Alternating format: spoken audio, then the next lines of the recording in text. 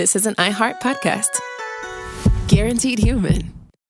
Work can be a little weird. Cringy training seminars, coworkers who won't stop talking about their plant, forgetting the mute button at an inopportune moment. We have to deal with a lot on any given workday. Sometimes it can feel hard to thrive and move forward in your career. Well, that's where LinkedIn comes in. LinkedIn helps you get ideas and insights from experts in your field, connect with people professionally, grow your network, and access tools designed to help you find the right fit for your next role. Whether you're just getting started, figuring out your next move, or looking to accelerate your career, LinkedIn is built to support you at every stage because LinkedIn is the network that works for you. Visit linkedin.com/knowstuff to learn more.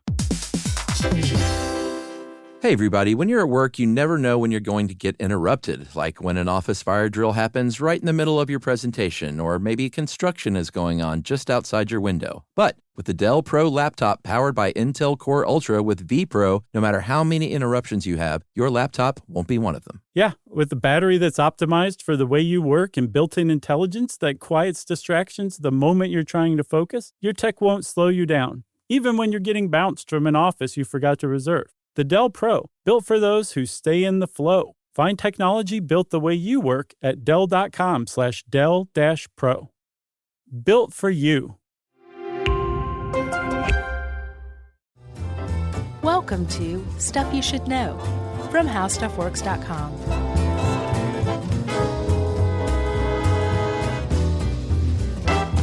Hey, and welcome to the podcast. I'm Josh Clark, and there's Charles W. Chuck Bryant, and there's Jerry over there. We're just horsing around, saying, "Huzzah! Huzzah!" Actually, I think people might like a little recre of what just happened. Let's hear it. Jerry said, "I need to check levels." We didn't really say anything. And she went, "All right, you ready?" And you said, "We didn't say anything for levels." Mm-hmm. She said, "I don't need you to say anything." She's like, "In fact, I need you to stop talking." Yeah. And then I had to wait until she said, "Start talking." She mouthed, "Start talking, monkey." Goodness me. Is that where we are? Yep. How's it going? It's good. I just want to, before we really get started, Chuck, I want to point something out. I'm not sure if you know this or not. Oh, boy. You have a paperclip holding your glasses together. Yeah.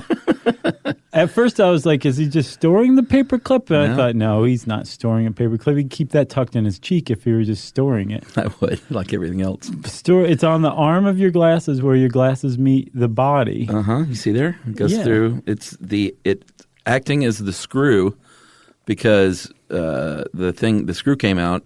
And I need my glasses on in order to put the screw in the glasses. Gotcha. It's quite a conundrum. Were you raised in Oklahoma in the Depression?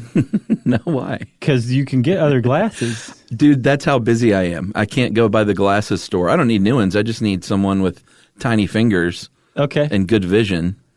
Someone from Oklahoma could probably help you out. To put in the screw. Ironically.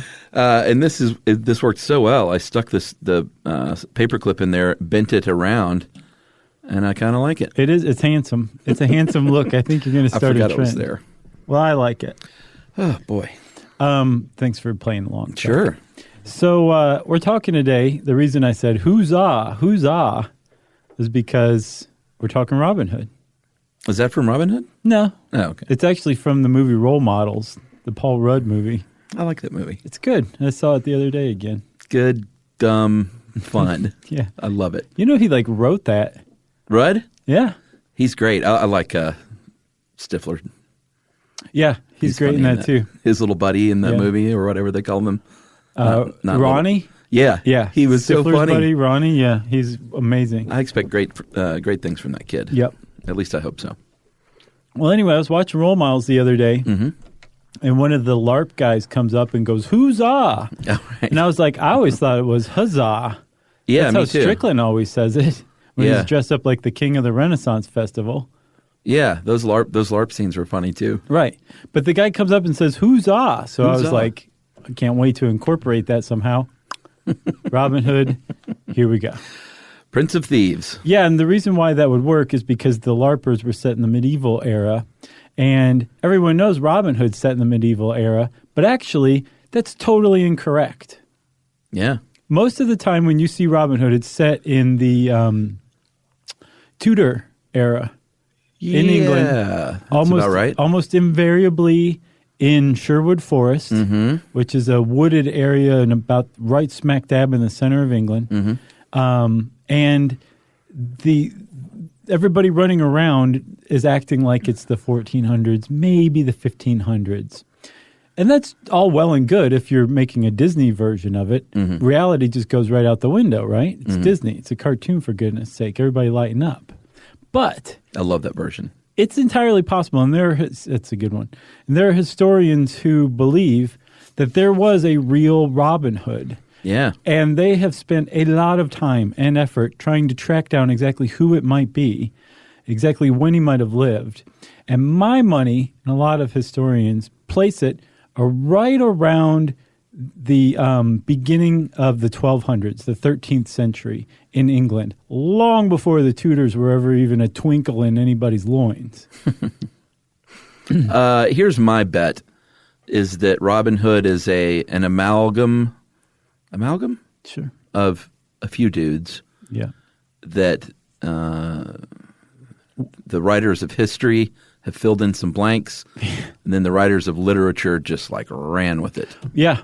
That's my take on it as well, is that it's a few people served as role models for it. Role models. Yeah. I didn't even plan that. Paul Rudd is everywhere.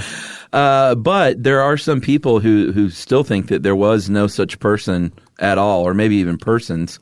Yeah. Might have been wholly created. Sure. But then on the opposite side, there are some people, and they're few and far between from what I can tell, who believe there was a single person named Robin Hood who did most of this stuff and was the basis for these legends. They're called people who want to sell books. So there's there's like they're like Robin Hood, case closed.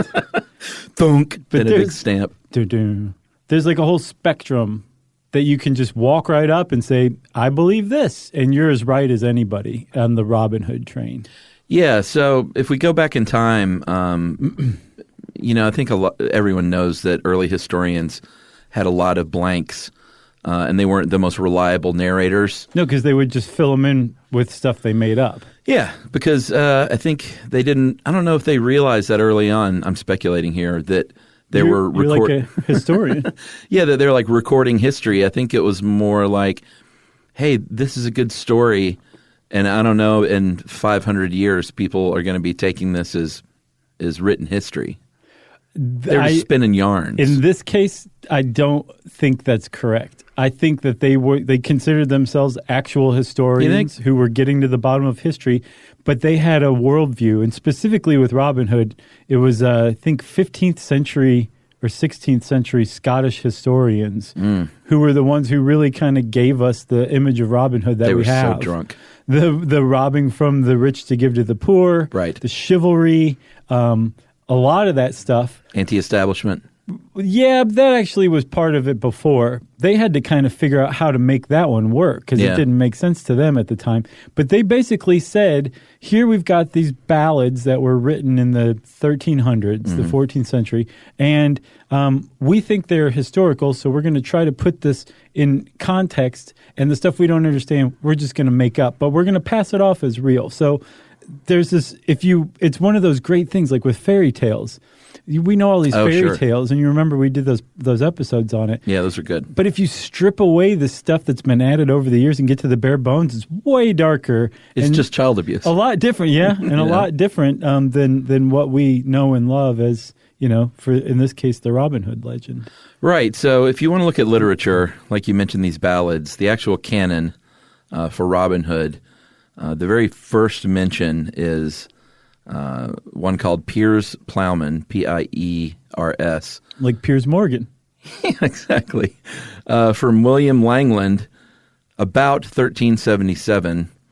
And then there were a host of other ballads, and this is all, was this Middle English? I think so. Is that what you would call it? I don't know, maybe even old. With like Y's for vowels and things like that, like Canterbury Tale stuff? I really don't know if that's Middle or Old English. Either way, it's barely legible. It is. A little, and that is spelled Lyttyll, which is great. A little geste of Robin Hood.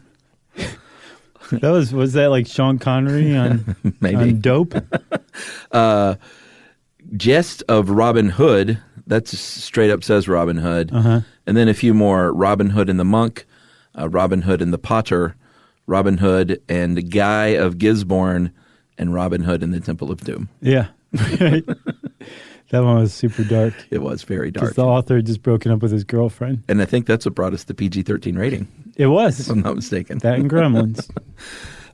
So whether or not you believe this stuff basically has to do with whether or not these early songs you think are just songs or a matter of history. Well, like yeah. a historical record. Yeah, and that's how before people commonly wrote stuff down. Like at this time when this stuff was being written, the people who were writing it were monks. Those were the only people educated enough to write. Mm-hmm. But people still passed stories down, and they did it through oral histories. Mm-hmm. So it's entirely possible that these early ballads were created to commemorate Right. a person or people or events or something like that. And then just over time, we lost, wait a minute, are these fiction or nonfiction? But you're right, like that's the divide when it comes to approaching Robin Hood from an historical vantage. Like, are these just totally fiction? Right. Or are they meant to commemorate something that actually happened? Yeah, and it's easy through today's lens to dismiss these things as songs, but back then, like you were saying, it's like, what better way to remember history than to set it to Come On Eileen? You know? Why that, man? Why'd you just do that? That's a great song. It was the first 1,000 times I heard it. Oh, you don't like it anymore? That's one of the problems. Is it's like they just made 10 songs in the 80s, and that's all you ever hear. There were so many more songs. Burning Down the House. Yeah, it was once a great song as well. I'm going to see David Byrne tonight. Oh, cool. Thomas said what? So you won't listen to Come On Eileen, but you'll regurgitate the What's Up Budweiser guys? That was from the 90s. I've heard that less frequently. What connection did I hear recently from the guy who directed those? I think he's directing movies now or something. The guy who directed those commercials. Right. They were like, you've never heard of this movie director, but you might remember these guys. Right. That was the gist of it. I'm surprised those ads never got like a full movie themselves. Yeah. It was that definitely that era. Oh, for sure. Remember the cavemen from the Geico ads? Uh-huh. They had their own TV show for a couple. Did that ever come out? Yeah, for 3 episodes. See, this totally could have been a TV show. And call it What's Up, Guys. Right. What's Happening was taken. All right. So where were we? We were talking about the Talking Heads. Let's talk about the Forest. Well, the reason we're talking about the Forest is because while a character may or may not have existed, the stuff in the ballads definitely bears a strong resemblance to actual historical events. Yeah. Right? Yeah, the Forest is significant here because at the time, in the Middle Ages, how much it had a percentage of 2/3 of the land in England was forest land. Right.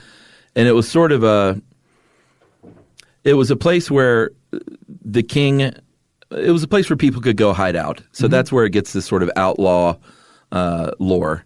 It was a legit place for outlaws to go do their business. Right, but it was also an outlaw hideout. Yeah. Because just by hanging out in the forest, you were by definition an outlaw because of those forest laws that were super unpopular among people. You know what forest law means? What? I don't know. Well, I'll tell you. What happens in the forest stays in the forest. Yeah, unless somebody comes out and blabs about what goes on in the forest. Yeah. Do you remember being a kid though, hanging out in the forest in the woods, playing? I grew up on 2 acres in the woods. So yeah, I was always in the woods. It's its own place. It is. So you can imagine your whole country is like that, and that's how you're living. You're just an outlaw with your buddies hanging out, having a campfire every night, eating roast pig that you find wandering around. Yeah, but it was weird because the king could that was his land where he could go go hunting and have his dudes hunting, but it was also lawless and a place to hide. It was weird. There was a lot going on in the forest. Right. So the reason why you were just by definition an outlaw if you were hanging out in the forest is because the king had these forest laws that said, all this forest, this is mine. Yeah. This is for my hunting my friend's hunting, and that's it. If you're hanging out in the forest, you're breaking the law. And it was like a big law. And like there were serious punishments for this. So just being in the forest made you an outlaw. But even more than that, the people who went and lived in the forest weren't like on the run necessarily from the king and the king's officials. They were like at war with the king and the king's officials. This is a time where like just some schmo like you or me could like wage war directly with the King of England and get him to come fight us, basically. And that's kind of what happened. And that's why the forest was a backdrop for all of the Robin Hood legends, from the beginning of the ballads up to the Robin Hood Men in Tights. They were all set in the forest, and because this happened, the forest laws were passed, and everyone was really upset about it. So whether it's a metaphor or whether they're saying like the king did this and we need to commemorate it, or they were just building a foundation for why this action was taking place, the forest like plays a huge role. Yeah, and there's a new Robin Hood movie coming out. Did you know that? No. It's crazy. Like it seems like every couple of years, this just won't die. They're going to do a new version of it, and there's a new one with the kid from Kid and Play? With Kid from Kid and Play. He's awesome. He does that like jump through his. Remember, he'd hold his foot and then jump through the. I used to could do that. No. Yeah. I never could. Yeah. I would just fall flat on my face. Young Chuck was a little more fleet of foot. It's got the kid from the Kingsman. You know that guy? He plays Robin Hood, and Jamie Foxx is Little John, I guess. Nice. But it's of course, this one he's shooting like literally like 5 arrows at once, and they all manage to go in different directions somehow. Oh, is it a comedy? No, it's real. Oh, okay. Like there's guys coming at him from different directions. Yeah, and so he'll put like 3 arrows and shoot them at the same time, yet they'll all like spread out like a machine gun fire or something, or a shotgun. And for some weird reason, he's going, hee-yah, hee-yah, with every shot. And then I was looking up movies today just while we're on that, and I totally forgot there was a Russell Crowe version that I didn't even see. I think that was just Robin Hood, right? Robin Hood from like 2010, supposedly, Ridley Scott. Yeah. No, that's not the one.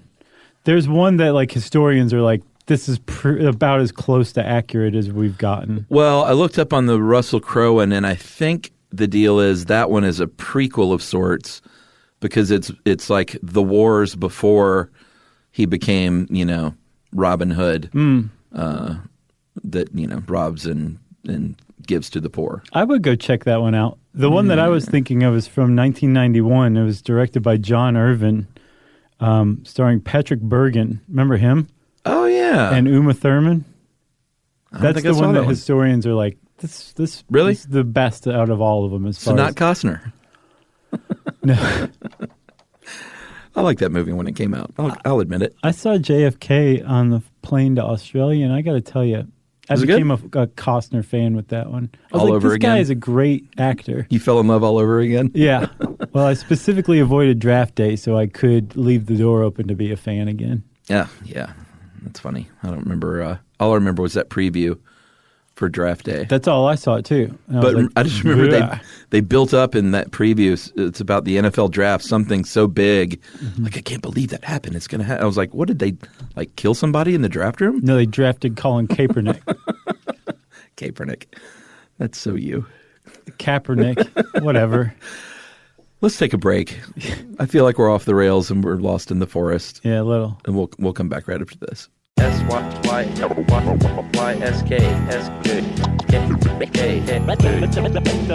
you should know.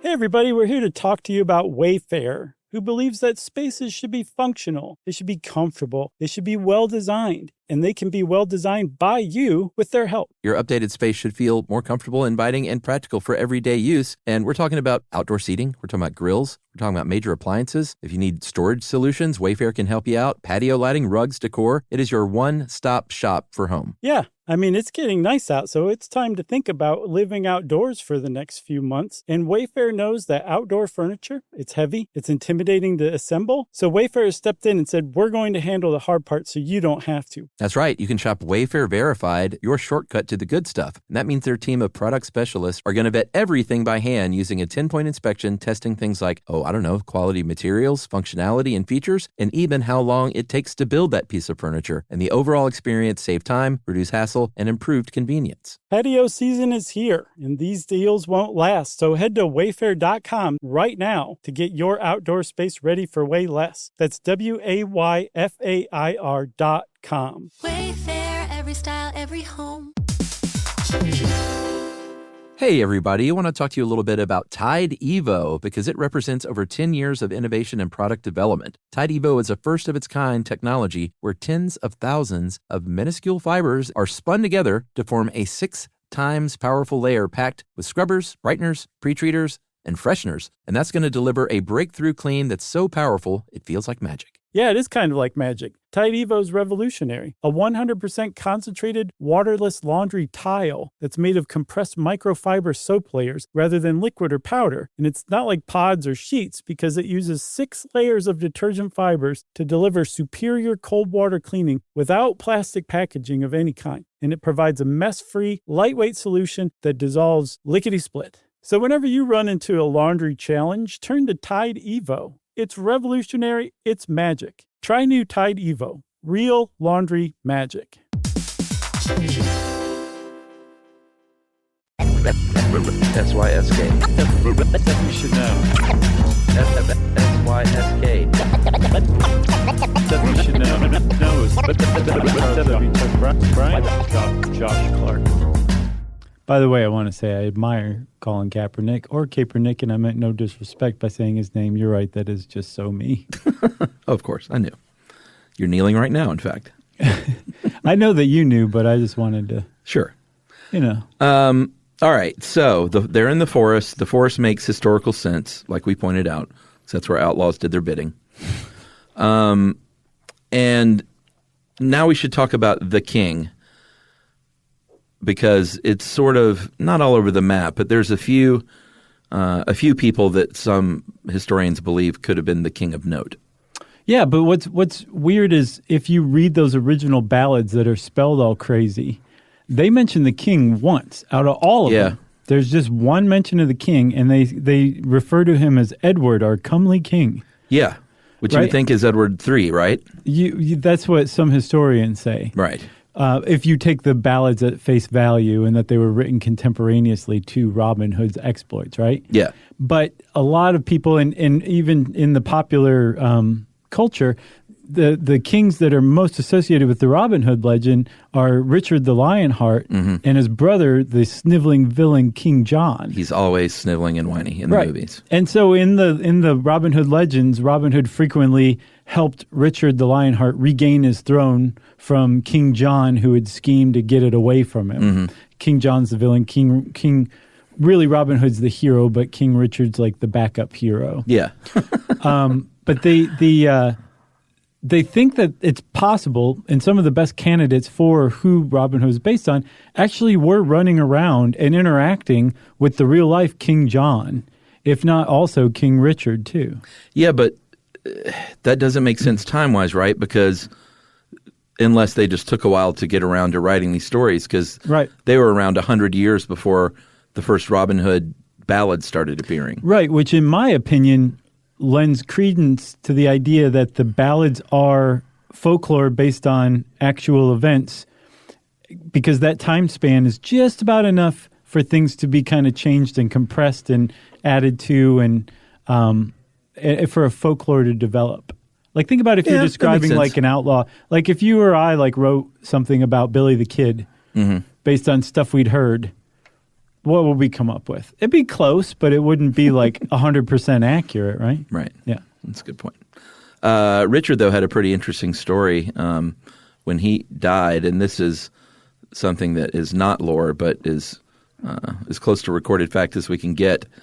He was walking around the perimeter of a chateau in France, where there was a battle going on. Basically, I get the feeling that it was sort of winding down, so he may have chainmailed and was like just airing out his armpits or something. Like, oh, so sweaty.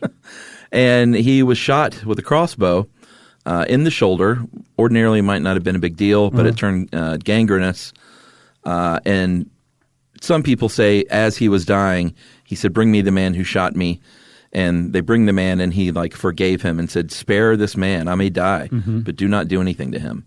But that's not how it turned out, is it? No, it's not. The guy's named Peter Basil.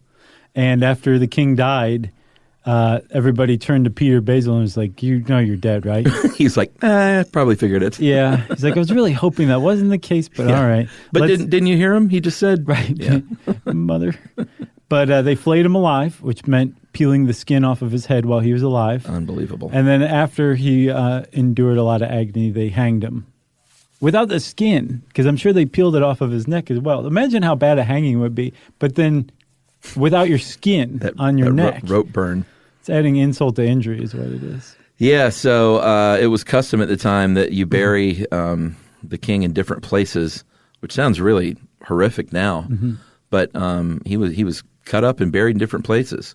Heart in Normandy, his entrails in Chalus, and apparently the rest of his remains in Anjou. Right. So that was a good brother. Yeah, that was Richard the Lionheart. Yeah. So he wasn't deposed by his brother John. He actually died. He was king for 2 years after their father. What was his name? Henry? I believe Henry II. Yeah, Henry II, right? Yeah. Okay. So after Henry II died, Richard took over for 2 years. Then he dies, and then John ascends to the throne. Reign of terror. And John was he's known among historians as the worst king England's ever had. Yeah, he was, like you said, he was paranoid. He was had no scruples. He was humorless. He was just not a good guy. They point out in this article you sent, he was the opposite of Robin Hood in that he took from the rich and the poor and just gave it to himself. I actually wrote that. Did you write that? Very well done. Thank you. Thank you, everybody. It sounded like a Josh Clark line. Thanks. And in the movies, John's always just sort of just that. He's sort of a whiny baby. He is, but he's also very powerful and very evil and deadly. Yes, and vindictive. Right, yeah. So this is in real life. That's how he's remembered and described. He was very well known for being a heavy taxer. He would take your estate, and he would use these funds to enrich himself, basically, like you were saying. But he was the noble, or he was the king that the nobles rebelled against and forced to sign the Magna Carta. That was John. Yeah.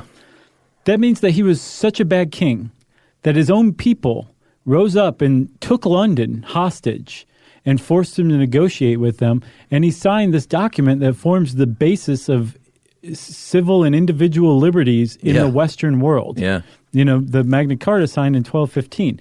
So John was forced to sign that. And this rebellion is kind of part of the Robin Hood legend as well. Pretty cool. Yeah. He wasn't cool. No. But Magna just Carta. about everything going on around him was cool. And I think that the point of John, and the reason why I think that he was part of the basis of the Robin Hood legend historically, is that prior to John, when his father was king, there was a respect for the rule of law, and things were just kind of run well. The king didn't act above the law. Yeah. Well, King John was very much not like that. He was above the law and acted like it and flaunted it. So when his father was around, the idea of an outlaw was a villain. By the time John took over, or after John took over, that had reversed. Yeah. An outlaw was in opposition to the king. The law was what was corrupt. And so John's reign kind of gave this fertile ground for a legend like Robin Hood, an outlaw hero, to develop possibly for the first time in Western culture. Yeah, it was prime time for something like this to take hold. Right. So as far as who Robin Hood may have been, historians have tossed a lot of people into the pot over the years, and most of them have some variation of that name. There was a Robin with a Y, Hod, H-O-D. Great. A Robert Hood, or Robertus. Not bad. Yeah. There was Gilbert Robin Hood. Sure, why not? With a Y-N. So all these historians are like, oh, it's got to be these three guys, right? Yeah, Robin Hood with a U. Yeah. But here's what some other folks have finally said is, You know what? I think that name is not a name, Right. but it is a term for an outlaw. Yeah. So that was created, and there's a little bit to back that up. Yeah, there really is. This is like as clever as an historian can get. Pretty good stuff here. Clever and lucky. Some historians, I didn't find out who it was or when, but they came upon a civic proclamation about a prior, which is a church official, being pardoned for seizing somebody's assets. Yes. And he seized them without a warrant, which is what he was being pardoned for. Yeah. But the person whose assets he seized was an outlaw named William Robohood, a.k.a. Robin Hood, right? Robehod. So they were like, Close. Okay, this is a Robin Hood right here. They managed to find the year's court record before for the same area. There was only one prior in the area. And that noted that the prior had seized the assets of a guy named William, son of Robert Lefevre. So what they figured out was that the clerk in the pardoning proclamation wrote down that the guy was a Robohood, which meant a fugitive, an outlaw. And they say, okay, this is proof positive that as late as 1262, no later than 1262, the idea of using the term Robin Hood or some variation of that as a term for an outlaw, a generic term for an outlaw, was so widespread that a clerk could write that down, denote somebody as a Robohood, and people would know what they were talking about, which means that legend of Robin Hood had to have been around prior to this and in circulation for long enough that it had spread. Yeah, so in effect, William, son of Robert Lefevre, is the same person as William Robohood. Right.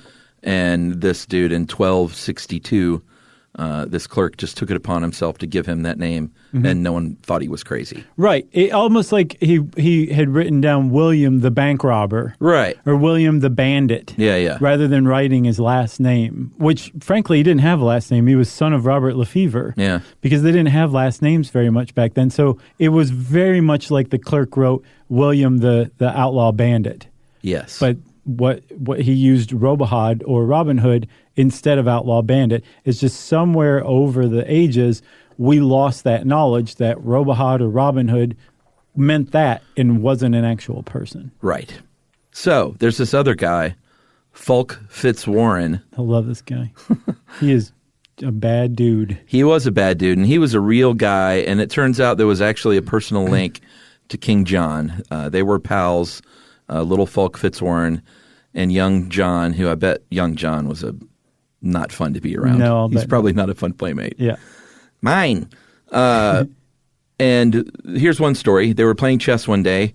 John got mad, broke his chessboard over Fulk's head. Fulk kicked him in the stomach, and John, I almost said Little John, but that would be a mistake. Different John. Little John was a character, which, by the way, I don't think we mentioned. Little John was referenced in all those old ballads. Yeah. He's been around kind of since the beginning. And they think they found his grave. That's right. So this John, as he was younger, went crying to Daddy and said, he kicked me in the stomach, expecting to get some sort of backup. And apparently that would have been Henry II. I don't know if he beat him, but he was beaten for complaining about being kicked in the stomach. Spanked him good. Yeah. So no wonder John grew up to be a jerk. Right. His dad didn't ever have his back, it sounds like. Yeah, that's part of it, I'm sure. So, flash forward a bit. Fulk's father passes away in 1197. He inherits his ancestral holding at Whittington. John comes to power and says, I remember when you kicked me in the stomach. What a little bastard. I am going to take your holdings, take your family estate, basically, and I'm going to give it to your enemy, old Maury Fitzroger. Yeah.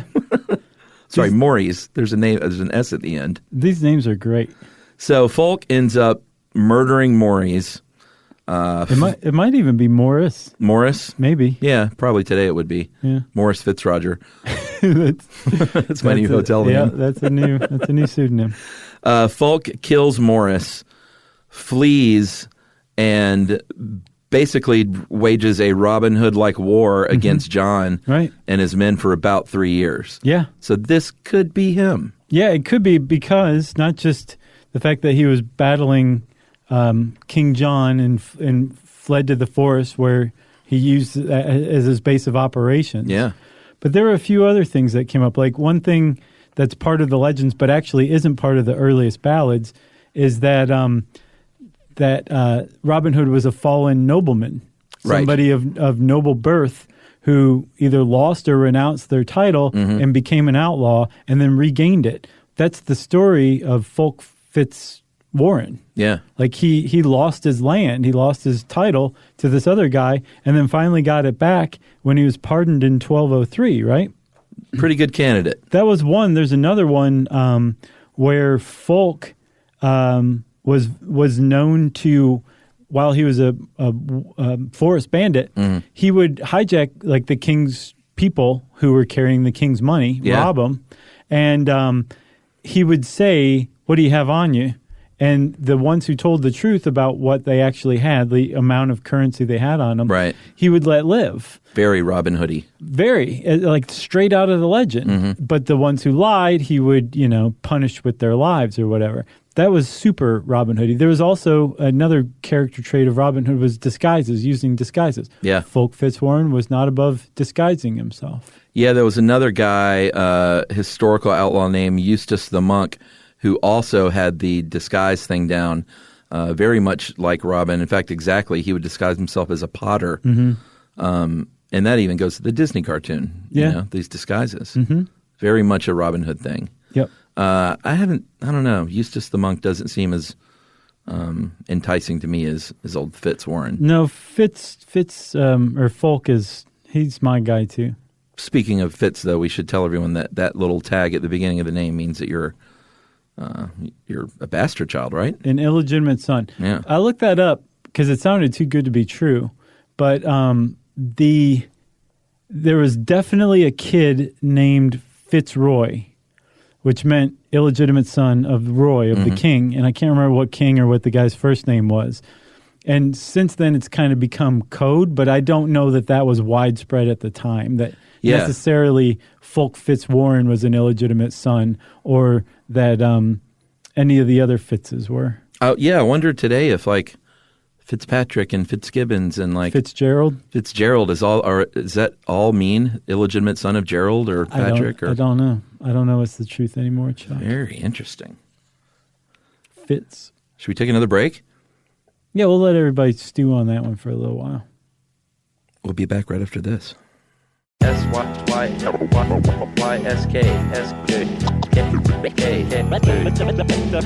you should know.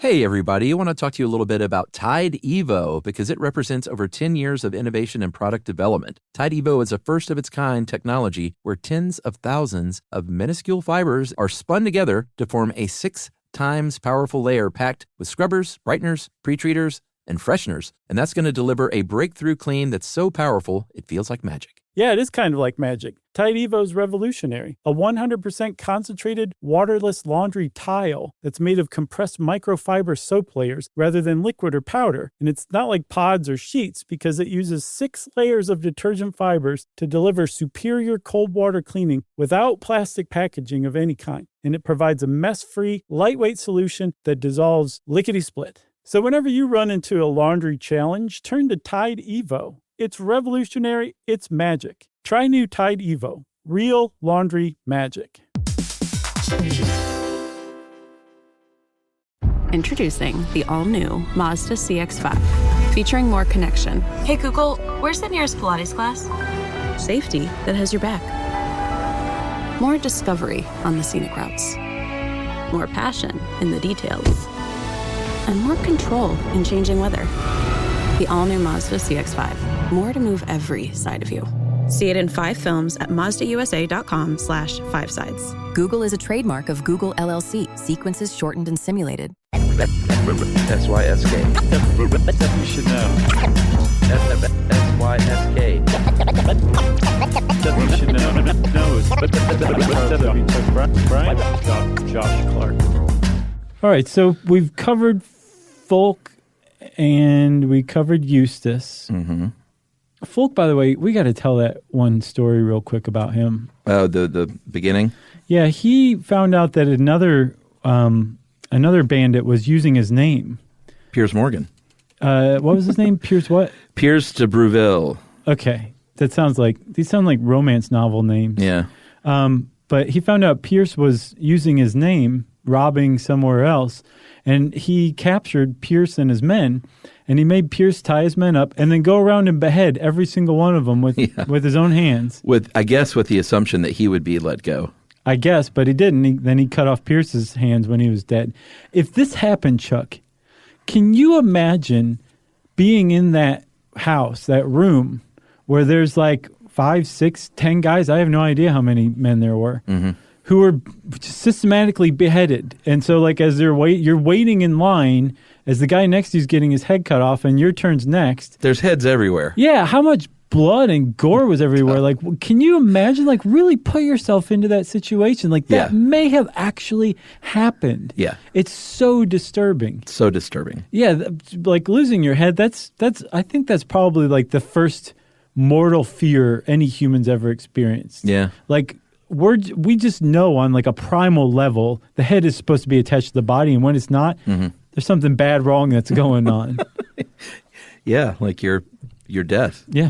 Didn't we determine, though, in a podcast 9.5 years ago that you stay alive for like, 6 or 7 seconds? 4, I think. 4 seconds? That's what they found in rats. After you were beheaded. Yeah, and remember that one guy who was guillotined, like he kept like looking over and like trying to die, but then they'd say his name and his eyes would open back up and he'd be like, what? Oh, could you imagine the horror of potentially looking up for 4 seconds and seeing your headless body? No. No, my mind just rails against going there. Yeah, it should. It's replacing it with the "what's up?" ad.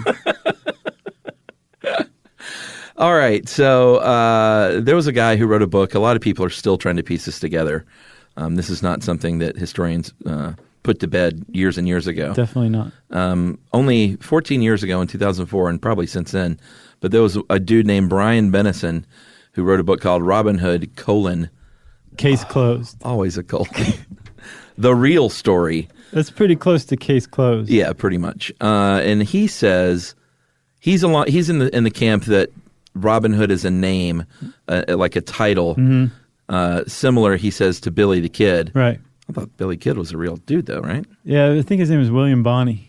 Yeah, but I mean, he knew at the time that he was called Billy the Kid, right? Right. It's a terrible analogy. I think so, too. Because it'd be like Robin, son of Lefevre, right? But you call him Robin Hood. Not even close. No. But at any rate, he claims it's a nickname and that of a man named Roger Godberd or Goberd. And he said he's the real guy. He said he lived in the 13th century. He was a friend originally of the Sheriff of Nottingham, Reginald de Grey. That's pretty significant. And we should point out, too, that the one reason we can't pinpoint a lot of this is that they never name the Sheriff of Nottingham they're talking about in any of these stories. Right. And that's not a person's name. That's a title. No, but there is such a thing as the Sheriff of Nottingham. That's and there was back then. But there were many of them. Right, exactly. Just one after the other, so that doesn't help that much. But it does zero in on the area, but yeah, it doesn't help get a time period down. No, but he claims that it was specifically Reginald de Grey, that Sheriff of Nottingham, and after, 4 years as an outlaw, the dude was captured, went to jail, pardoned, and then farmed peacefully for the rest of his life. Yeah, and I mean, that guy's a pretty good candidate. Is he? He is, because one of the things about the Robin Hood themes, despite in some of the, I think the ballads, no, not in the ballads, it would have been in the ones that came later. So I guess the ones that the Scottish historians added, he was battling the king. Right. In the original ballads, all of the people he was rebelling against and fighting were like local authorities. Like the Sheriff of Nottingham. Yeah, so he was kind of a working class hero among like the first working class the West has ever seen, the yeoman farmers of the era or of the area. They were like the first like middle class that ever developed, because either you were a peasant, meaning you were a feudal slave to the feudal lord and you worked the land whether you liked it or not, or you were landed gentry, like you were a feudal lord and you had a peasantry and you had, a bunch of land, you were friends of the king. Yeah. But in between, there were yeomans. I think that's how you say it. Yeoman. Yeoman. Yeoman. Mm-hmm. There were yeoman farmers they weren't slaves, but they didn't have a title. They just kind of made their own way. And supposedly that's what Robin Hood was. So it sounds like that this was what this Roger Gobert is. Right. He was the same thing. And the idea that he was battling the Sheriff of Nottingham, that would place him more in the historical lens than, say, if he were like battling King John. That's actually a mark against Fulk Fitzwarren. Yeah. Because that doesn't appear in the original ballads. He was battling the Sheriff of Nottingham, or he's battling local church officials. He hated the church officials. But he loved God. He did, so much so that he would get arrested to come out to go to church. Right. He just hated the clergy. Right. Which at the time, interesting. those were the people who were taking your land or throwing you in jail or taking your stuff without a warrant. Yeah, and also when you look back on a lot of these early ballads and stories, they're very, very different from what the legend of Robin Hood became to us in like contemporary fiction. Apparently that the jest ballad only had a couple of things that he did that were even close to like these big altruistic acts that he's really, really most known for now. I think one of them was he agreed to lend money to a knight. That was one of the two. Here's $5. Just pay it back with a 2% vig. Right.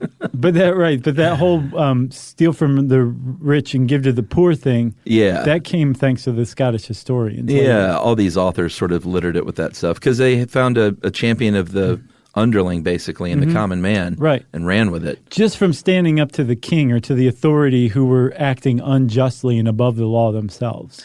Yeah, there's also no mention in those early tales of a Maid Marian who seems to have come along later and is actually one of a great example of one of the first examples in literature of female empowerment of a character, because Maid Marian was no one's chump. No. In any of these stories. And she was like a sort of an equal to Robin, partially because of her spunk and partially because Robin, in the stories at least, was kind of down with equality. Right. Yeah, that was one thing, that and basically being in Nottingham area or Yorkshire area, but somewhere in the woods. Those two things are basically the two constants throughout all the Robin Hood legends, that he was very much down with, he was a feminist. Yeah, he was down with the cause. Yeah. And Maid Marian, from what I saw, she had her own series of ballads before she appeared in the Robin Hood ballads. She was her own character. And so when they were brought together, it was kind of analogous to like putting Superman and Wonder Woman in the same comic book. Right. Basically, which is a pretty cool move. That is a cool move. And to keep her equal to him. That's huge. Yeah, it is huge. Whether or not any of that happened, it's kind of irrelevant as far as literature is concerned. Right. There was one historian in 1521 that wrote, Robin permitted no harm to women, nor seized the goods of the poor, but helped them generously with what he took from abbots, like we were saying earlier with the clergy. Right. But then in some of the earlier stories, there's not a whole lot of mention of that kind of stuff, except for one that just had one comment that Robin did poor men much good. Which, okay. Sure. Guess it's better than like he was the scourge of the poor. Yeah, but it wasn't like they built the legend upon that one kind of throwaway line. But I think they did. Well, yeah. Right. But they didn't make a lot of hay out of it. Right. Or at least that one author didn't. Yeah, not at the very beginning in the ballads. Yeah. It was also like way more violent. Like there was one of the characters, Much, the miller's son. Uh-huh. Much was his name. I just love that guy's name. Much was, I think in the ballads, he lops off the head of a page boy, a child, to keep him from like blabbing from what he saw, the location of where the merry men were. Right. It was way more violent than the later ones depicted Robin Hood. Yeah, they were, though, all Robin and his merry men. Archery was always a big deal. Yeah. They were all very skilled archers and swordsmen, but they were all super skilled horsemen, and that's not something that you see as much. Right. Although I think in this new movie, he's a pretty good horseman. Yeah. I mean, imagine like it's hard enough to be good on a horse, but a horse in a forest, that's like a whole different level. Shooting arrows. Yeah. Like a Mongol. Exactly. And that was who was so good? Yep. The Mongols. The Mongol hordes who made their thigh steaks. Remember they sat on raw meat on their saddles to cure it? Right. Thigh steaks. Steak tartare. What else? You got anything? He was killed by a treacherous prioress, a female church official, kind of like a middle manager nun. A middle manager nun? Yeah, he went to go see a nun for... Oh, right. Was he hurt? Health care. I'm not sure what it was, but he went to go get bled, and she purposefully overbled him. And then when he asked to be buried somewhere, and she's like, nope, I'm going to bury you on the side of the road. And she supposedly erected a... this is in Kirklees. She erected a stone that said, "Here lies Robin Hood," or something. I don't remember exactly what variation of Robin Hood it was. Robert Hood, Hude. Yeah. And supposedly she erected it, and this was written hundreds of years later, to basically let travelers through the woods know that they didn't have to fear being held up any longer. Apparently, if your name had the initials RH, it was fair game. Yeah. They really have a lot of leeway here with things like Hood, Hode, Hod. Yeah. Well, everybody was illiterate, so it didn't matter. Robin, Robert, Robertus. Right. Come on. Maybe I'm Robin Come Hood. on, you Middle English dum-dums. And supposedly as he was dying, he used his last bit of energy to fire an arrow and say, "That's where I want to be buried." And that's when she was like, "That was nice for the movies, but yeah, it's not happening." She's like, "Yeah, sure. You can die knowing that I'll bury you just there." Overbled, man. Can you imagine? Because I guess you just get so weak. That I can imagine. You're probably like, I think I'm good, but I'm not feeling so hot. Right. She's like, just a little more should do it. I'm not dead yet. Yeah. You got anything else? Nothing. So that was Robin Hood. I love history. And if you love history too, we'll go look up some Robin Hood stuff on the internet. Since I said that, it's time for listener mail. I'm going to call this one of the many, many, many roundabouts emails that we got. We got a lot. Everyone loves their roundabouts. I know. It was really surprising. Like, everyone wanted to talk about their hometown roundabout. Mm-hmm. Everybody's very proud of their roundabout. Apologies to the people of Carmel. Carmel. No, didn't they say it was Carmel? I don't remember anymore. I think it's supposed to be Carmel. Let's go with Carmel. Hey, guys, just finished roundabouts. Thought I'd pitch a little info on our local one in Alexandria, Louisiana. In the 1940s, they built two circles as part of a road project to speed up travel between two local military bases that had popped up during World War II. Mm-hmm. The larger of the two is still in use, though it's notorious in the area for traffic accidents, especially during heavy traffic and bad weather. It's a two-lane circle with a large forested area in the very center that is probably the size of a city block. Wow. Like other roundabouts, you must yield to traffic already on the circle, but there are two lanes that funnel traffic onto the circle and only one lane for getting off. This means that if you enter in the left lane, you have to merge to the right lane before you can exit. Mm-hmm. Because the circle is so big, though, the speed limit is 45 miles an hour. Wow. Within this circle. Wow.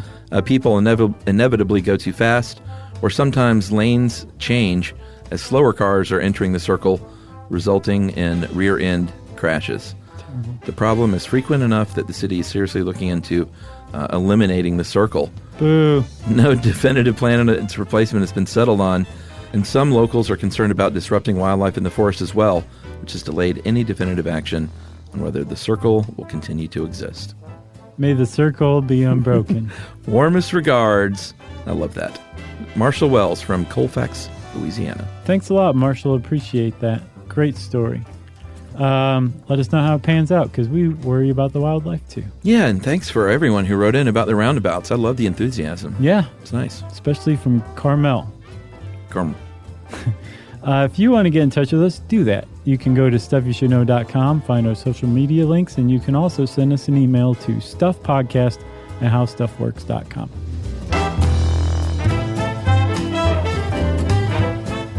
For more on this and thousands of other topics, visit howstuffworks.com.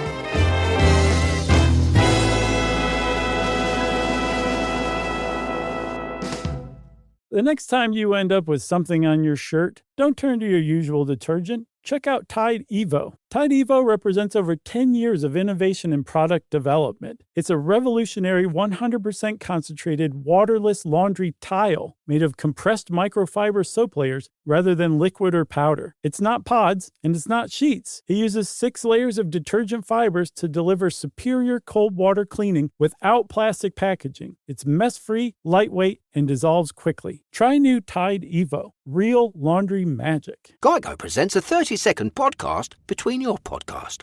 Today's story is shared by one of our listeners. It's called Betrayed by Bill.